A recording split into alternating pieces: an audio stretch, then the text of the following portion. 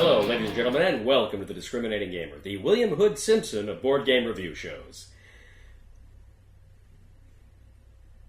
Simpson was the commander of the U.S. Ninth Army during the Battle of the Bulge. Not a lot of flash like Patton, but he got the job done, and he was a team player. Ladies and gentlemen, today we're going to go ahead and take a look at Whitehall Mystery from Fantasy Flight Games.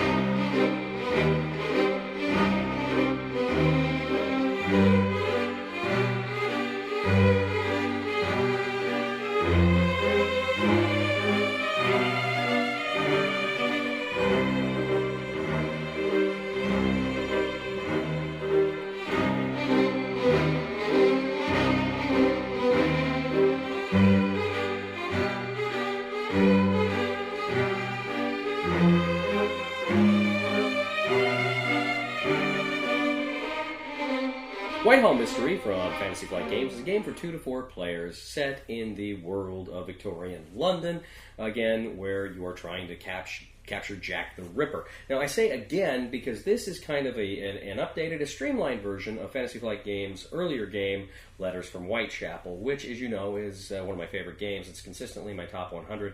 Now, Letters from Whitechapel, of course, there are up to 5 detectives trying to hunt down one player who is Jack the Ripper, and they're going all over Whitechapel section of London, trying to locate him, trying to find him. Now, this game, Whitehall Mystery, is just for 2 to 4 players. That means there's only 1 to 3 police officers trying to track down Jack. The board's smaller, it's more compact. I believe there's probably around about the same number of spaces, but it's a much smaller board. It's kind of a tighter area, and there are some different rules that make it a little different from the original game. Let's take a look. So at the beginning of the game, one character takes on the role of Jack, and he is, of course, the murderer, and he's got 3 rounds to win the game. Then, of course, you have the 3 police officers. Now, they each get certain tiles. Jack gets the special movement tiles, and the police officers get tiles that give them kind of special abilities as well.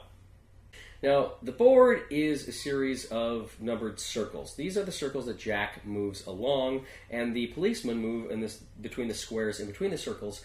These are called corners, so they are never going to be on the same space. They're always going to be, potentially adjacent to each other. That is to say, Jack and one of the or more of the police officers, but they'll never be actually on the same space. Jack places his figure on the track of 1 to 15 on the board in front of them. The police officers, they kind of start in the center area there. Now, Jack is going to place a red transparent chip on where his starting place is. So the police, who are starting in the middle, they know where he is starting.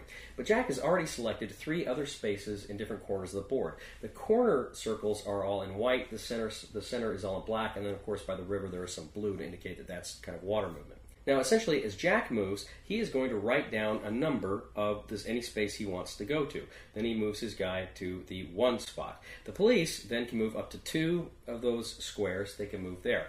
Now, once the police move, they can go ahead and take an action. And they can take 1 of 2 actions. They can either pick one of these circles they're adjacent to and say, I'm looking for a clue at that number. If Jack is or has been there, he places a yellow transparent chip on top of it. So the police know they're on the trail. Now, as soon as he lays one of those chips, the policeman's turn is done.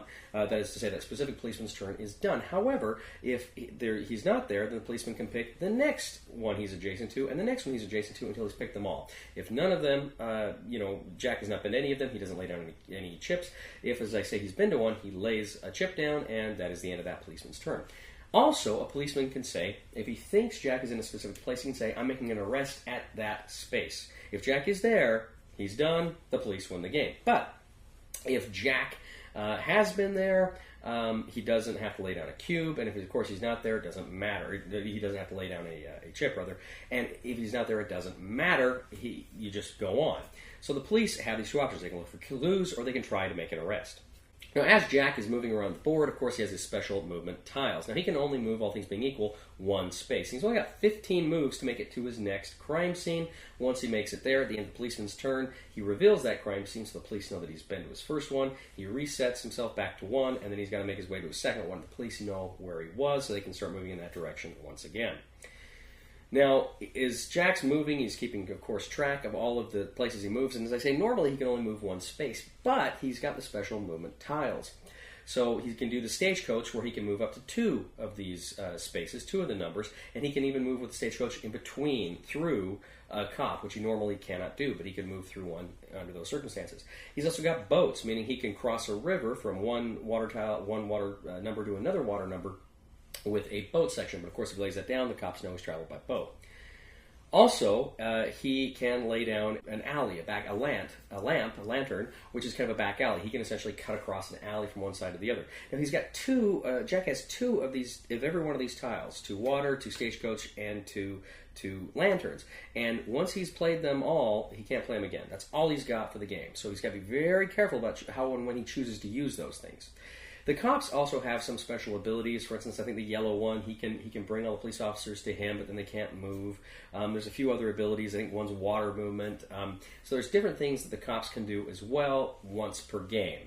But again, if the cops arrest Jack, if they successfully track him down and arrest him, then the policemen win the game. Jack is captured. But if Jack makes it to all 3 of his crime scenes without being caught, then Jack wins Whitehall Mystery.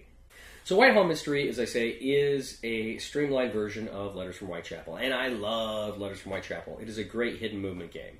I always prefer Fury of Dracula as a hidden movement game because I think there's a lot more there, but I think, too, aside from it being hidden movement, Dracula's kind of a different game because there's combat, there's events, there's a lot more meat in Dracula. If you're just looking for a straight hidden movement game, Letters of Whitechapel is the one I'd always go for. But what Letters of Whitechapel, one of the problems with Letters of Whitechapel is it was a fairly long game. It was 2 to 3 hours, and the setup was kind of wonky, and it took place over a series of a few nights. Setup was kind of wonky. Kind of took a while, and it was one every time I get out, I couldn't memorize it. I always have to reread the rules, and okay, we do this, we do this, we do this. Once it was set up, it was fine, but that initial setup was always kind of wonky, as they say to me. So what this one does is it gets rid of the wonkiness. Makes it a lot easier as far as setup goes. Makes it a lot easier as you're moving from night to night. And then, of course, critically, there is a shorter play time. Instead of 2 to 3 hours, this boasts 45 to 60 minutes. I'd say you're still probably looking at about an hour and a half. So I'd say it does cut down on time. I don't know if it cuts down on time as much as they say it does, but it is a shorter playing time than Letters from Whitechapel, without a doubt. Now, I will say this. One thing Letters from Whitechapel had on this game that I preferred is Letters from Whitechapel, it did take place over these 4 different nights, and there was, I kind of guess, almost an epic feel to Letters from Whitechapel that's kind of missing in Whitehall Mystery. There was kind of this almost, it almost felt more like a campaign, I guess is the way you'd say it. It wasn't a campaign, obviously. You played in just one sitting.